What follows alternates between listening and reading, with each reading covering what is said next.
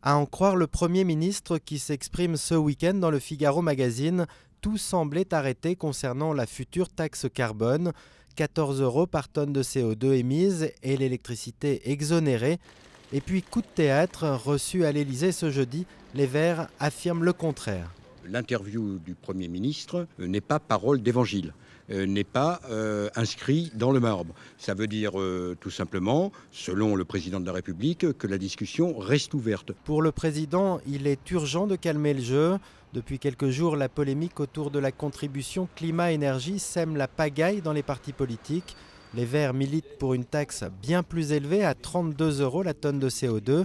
Ségolène Royal, elle, ne veut plus entendre parler de ce qu'elle qualifie de nouvel impôt.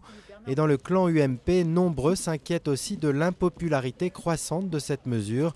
Selon les sondages, plus de 3 Français sur 4 y sont opposés. On leur dit la vérité, ils vont payer une contribution climat, énergie, comme il y a d'ailleurs déjà eu des contributions pour la sécurité sociale par exemple.